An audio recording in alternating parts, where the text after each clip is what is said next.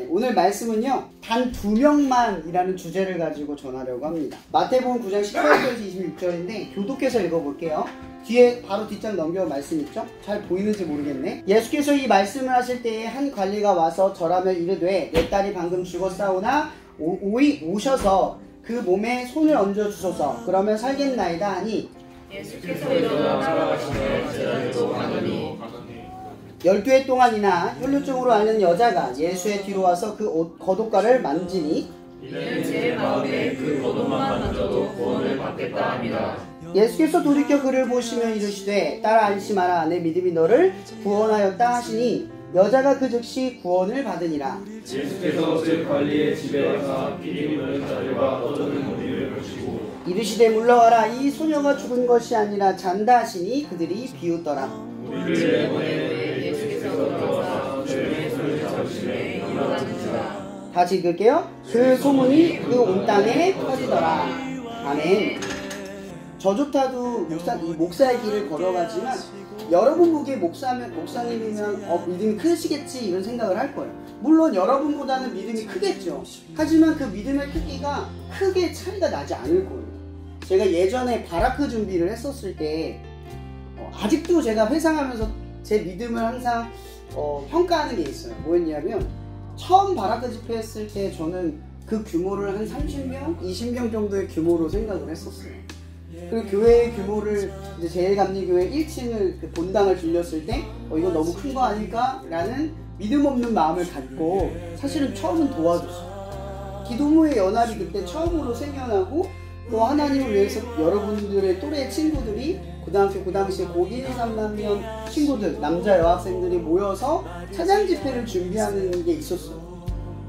근데 그때 몇 명이 왔는지 제가 간증한 적 있죠? 120명이 넘게 온 거예요. 저는 저희 교회 성도가 200명이 정원인데 100명 이상이 온 걸 본 적이 없어요. 그래서 그때는 전도사여서 사실 본당에 올라가가지고 그 100명이 되신 분 앞에 설교한 적이 없거든요. 근데 120명이나 되는 청소년과 어른들 앞에서 설교를 하는데 어떤 생각이 들었을까요? 무슨 생각이 들었냐면 내 믿음은 저걸 못 봤는데 이 자리는 내 자리가 아닌 것 같아요. 믿음으로 왔어야 되는데 나는 믿음으로 이 자리를 보지 못한 거잖아요. 그래서 제 첫 마디가 부끄럽지만 무슨 말이었냐면 솔직하게 고백을 하는 거였어요. 저는 믿음이 없어서 이렇게 많은 사람들이 올 줄 몰랐습니다. 저는 믿음이 진짜 없는 사람인 것 같습니다. 오히려 저보다 이 집회를 준비한 친구들의 믿음의 힘을 다시 한번 깨닫습니다라는 게 첫 간증이었어요. 그리고 오늘의 이야기를 가만히 한번 살펴볼게요. 예수님께서 계속해서 기적을 보여준 사건들을 우리가 이어가야 돼요. 이건 스토리니까. 예수님께서는 앉은 자를 일으켜 세웠고 인문자를 보게 만들었고 귀신 들린 자가 귀신이 떠나가게 만들었어요. 귀신 들린 자를 우리 시대로 바라보면 정신병에 걸렸다 라고 이렇게 모든 정신병이 귀신 들렸다가 아니라 그 당시에 이해할 수 없는 것 또한 정신병으로 모두 이해를 했으니까 그렇게 벗어난 사람들, 그러니까 인간의 힘으로는 해결될 수 없는 어떠한 사건을 예수님께서 계속 뭐예요? 보여주셨잖아요. 드러나게 보여주셨어요. 계속 가면서 말도 안 되는 것들을 계속 경험하게 해줬어요. 몇천 명이나 되는 사람들을 먹이기도 해줬고 말도 안 되는 것들이 일어나고 제자들과 무리들을 계속 그 사건을 봤단 말이에요. 여러분 그러면 우리의 삶에 무슨 변화가 있어요? 이 크기가 달라져요. 예수님이 어느 정도 능력을 가지고 있을까가 점점 범위가 넓혀져 갔을 거예요. 근데 아까 제가 얘기했잖아요. 저도 목사가 되는 길을 포기해서 왔지만 실제로 제가 가진 믿음은 아직 여전히 목사의 자리만큼 크질 못해요. 충주시 이 땅과 이 학교들을 품고 기도를 하지만 제 안에는 여전히 설마 하는 마음이 있는 거예요. 근데 제 한켠에는 그래도 믿음으로 기도해야지, 믿음으로 순종해야지 하는 마음으로 지금까지 왔어요. 근데도 여전히 제 믿음은 어떠냐면 역사를 그렇게 많이 보고 경험을 했어도 제가 벌써 한 몇 달이 지났죠? 불시운동을 했을 때도 1000명을 예상했지만 그래도 600명이 넘게 왔어요. 충주시에서 이만한 인원이 모인 거는 제가 처음이었어요. 정말 오랜만이었거든요. 근데 그런 걸 경험을 했어도 저의 믿음은 여전히 설마 여전히. 근데 오늘 이야기가 보면 예전에 쫓아가는 사람들이 되게 많을 거 아니에요. 쫓아가고 있잖아요. 근데 오늘 첫 번째 나온 사람이 누구냐고 어떤 관리가 자기의 딸이 죽었어요. 그 죽은 것을 알고 거의 다 죽게 되었다는 것을 알고 조금 더 일찍 나오면 되는데 거의 다 죽었을 때쯤, 그러니까 내가 집을 떠나서 예수님을 찾을 때쯤에 내 딸이 죽을 상황이 곧 얼마 임박했다는 걸 알고 있는 거예요. 근데 그런 상황에 마지막 끈을 붙잡고 예수님이 엎드려 엎드리는 거죠. 근데 이거는요, 예수님 앞에 엎드렸다는 사건이 굉장히 중요한 게 뭐냐면, 그것도 관리가 그 시대에 존경받는 랍비와 선생이라는 직책을 가진 사람이, 회당을 관리하는 사람이 엎드려서 예수님 앞에 무릎을 꿇었다라는 것은 자기의 모든 자존심과 자격과 위치와 모든 걸 버렸다는 뜻이에요. 체면을 버렸다는 뜻이에요. 그거 버리고 뭘 받냐면 내 딸을 예수님께서 살릴 것이다 라고 하는 믿음만 가지고 서는 거예요. 거기에는 설마가 없는 거예요. 마지막에 붙은 거예요. 체면을 버리고 납작 엎드려서 안 죽었어요. 그럼 그 사이에 이제 예수님 그 이야기를 듣고 그 소녀를 살리기 위해 걸어가는 길 중에 어떤 여자가 그 틈새에 막 파고 들어가서 예수의 옷깃을 만지면 내 병이 나을 거야 라는 믿음을 가지고 어때요? 옷을 만져요. 근데 어때요? 예수님이 실제로 이런 두 사건을 맞이했을 때 소녀는 살아났고 혈류병 걸린 여인은 병에서 고침을 받았어요. 그들의 믿음은 믿음의 크기와 비례했어요. 그죠? 내가 예수를 만지면 난 나을 거야 라는 믿음으로 갔어요. 그죠? 치유가 됐어요. 물론 목사님의 경우는 뜻하지 않게 큰 역사가 일어났지만 사실 제 믿음이 아니라 누군가의 다른 기도를 들으셨을 거예요.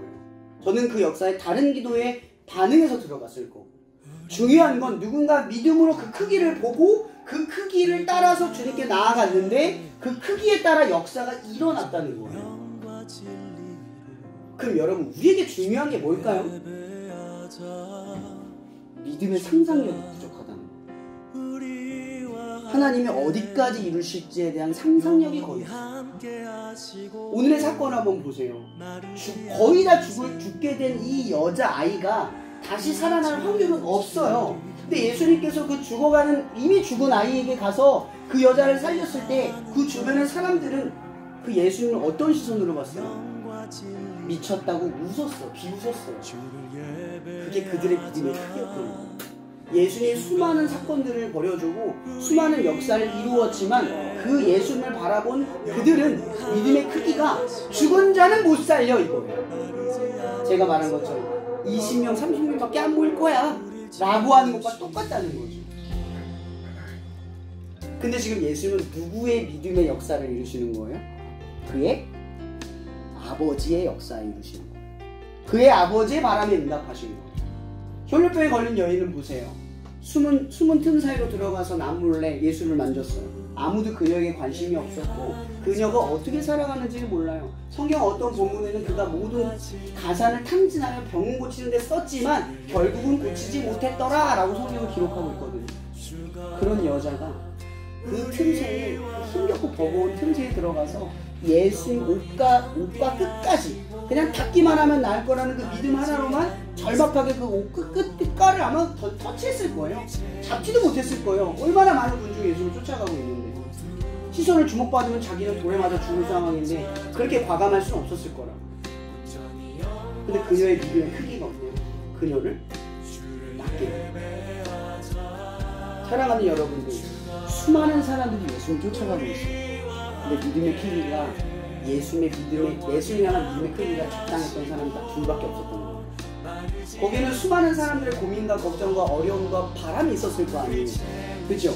근데 아무도 그 예수님께 찾아가서 나의 바람과 나의 믿음의 크기대로 나에게 무언가를 주시옵소서라고 간절하게 나아간 사람이 한 명도 없다는 게 더 기적 같지 않으세요? 여러분, 이 세상은 여전히요, 예수님이 하나님의 아들이고 우리를 영원한 생명으로 이끈다라는 이 복음의 사실을 수없이 전하고 수없이 말하지만 여전히 이것을 구하고 바라는 사람들의 믿음의 크기가 자라나지 않고 있는 경우가 많다는 걸 우리가 깨달아요. 이런 믿음의 크기가 크다는 건 또한 한편으로 이런 게 있는 거예요. 대가를 치러야 돼요. 그리고 자기의 딸을 살리기 위해서 뭘 버렸죠, 이 사람은? 뭘 버렸어? 체면을 버렸어. 체면을 버렸다고. 예수님보다 자신을 높여 바라봤던 체면을 버렸다고. 혈유병 걸린 여인은 뭘 버렸죠? 자기가 비난받을 수 있고 죽음을 당할 수 있다는 사실을 자기 자신을 버린 거예요. 오직 살리는 거예요. 이런 믿음의 크기는요, 믿음만큼 뭘 버리는 것에 연결이 되어 있어요. 발악을 준비하는 친구들은요, 대부분 믿음의 크기만큼 자기 시간을 쏟아요. 또 공부하고 준비하고 뭔가를 해야 될 시간들이 있잖아요. 그 시간에 놀고 어울리는 게 아니라 하나님을 위해서 시간을 쓴 거예요. 대가를 치러낸 거예요. 그래서 그 자리에 100명, 120명이 되는 청소년 어른들이 모여서 이 다음 세대를 위해서 놓고 기도하고 희망을 바라보는 자리가 매해 계속 반복되는 거예요. 그리고 저는 바라크라는 예를 들었지만 여러분의 삶에 이런 게 없었어요.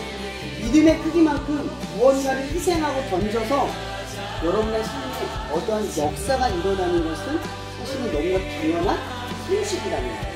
제가 오늘 얘기하고 싶은 게 이거예요. 여러분은 수많은 분들 사이에 한 사람이 되어야 되겠습니까? 아니면 단 두 사람뿐인 이 사람들의 영역에 이르러야겠습니다. 우리에게는 정해져 있어요. 이 두 사람이 우리의 목표예요. 이 두 사람이 되는 것이 우리의 삶의 가장 큰 방향이에요. 그냥 예수님을 쫓아가는 무리 중에 한 사람이 아니라 역사를 경험하는 믿음의 크기를 가진 사람이 되어야 한다. 그러면 하나님은 세상을 지으셨습니다. 아멘? 그분이 하나님의 아들이에요. 아멘? 중간고사 잘 보고 나면 다시 중간고사는 찾아와요. 대학 입시 다시 잘 되고 나면 취업의 때가 다시 찾아와요. 제가 왜 이 얘기하는 줄 아세요? 여러분이 지금 바라는 거, 이것만 이루면 행복할 거야, 이것만 지나면 괜찮을 거야 라는 그 희망이 사실 희망이 아니라는 거예요. 우리의 희망은 믿음이에요. 내가 하나님을 믿으면 뭐든 할 수 있어. 하나님이 나와 함께 하시면 나는 뭐든지 해낼 수 있어. 이것이 자라나면 매번 여러분의 삶에 찾아오는 중간고사가 아무렇지 않은 일입니다. 매번 여러분의 삶에 입시든 취업이든 그 역사가 하나님이 하시는 일의 크기가 되는 거예요. 여러분에게 중요한 건 중요한 순간을 지내는 게 아니라 그 중요한 순간마다 믿음의 크기만큼 역사가 일어나야 한다. 저는 여러분 기도 모임 이 자리가 여러분들의 친구들과 어울리고 여러분 하고 싶은 거 하고 축구하고 그런 시간을 쪼개어서 오는 친구들이 이 자리에 누군가는 있다고 생각해요. 그게 믿음의 크기였습니다. 그걸 포기하고 이 자리에 올 만큼 되는 그 정도의 크기가 됩니다. 사랑하는 여러분, 이 시간 이 자리로 나오는 여러분의 잠깐으로 날마다 그 믿음의 크기가 자라는 걸 가장 축복합니다. 저처럼 부족한 믿음을 가진 여러분이 아니라 믿음의 크기만큼 포기하고 던져버리고 하나님의 역사를 경험하는 여러분이 되기를 마지막으로 바라봅니다. 기도하고 마칠게요. 사랑해 주님 감사합니다. 오늘도 이렇게 자리를 지킨 소중한 친구들을 기억하여 주시옵시고 또한 항상 나왔지만 오늘 나오지 못한 친구들 그리고 이 자리에 꼭 나오기를 소망하는 그 친구들 한 친구 한 친구 주님께서 기억하셔서 오늘 이 말씀처럼 무리 중에 한 사람으로 남는 것이 아니라 단 두 사람으로 주님 앞에 나온 그들의 믿음의 크기만큼 자라나는 우리가 되게 하여 주시옵소서. 그래서 이 학교에서 이 삶에서 하나님의 역사를 경험하며 하나님을 알며 하나님을 믿게 되어 세상 그 어떠한 고난과 어려움 속에서도 믿음을 가지고 이겨낼 수 있는 그 담력을 가진 마땅한 하나님의 자녀가 될 수 있도록 축복하여 주시옵소서. 힘들고 어려운, 결정하기 어려운 그 모든 순간마다 하나님이 함께 하시고 그들의 간구 속에 체면을 버리고 내 자존심을 버리고 내 힘과 내 의지를 내려놓고 주님 앞에 엎드리며 역사를 바라며 믿음에 대한 대가를 치러내며 믿음의 크기만큼 하나님을 경험하는 소중한 친구들의 여정이 되도록 축복하여 주시옵소서. 모든 것에 감사하며 살아계신 예수님의 이름으로 기도합니다. 아멘.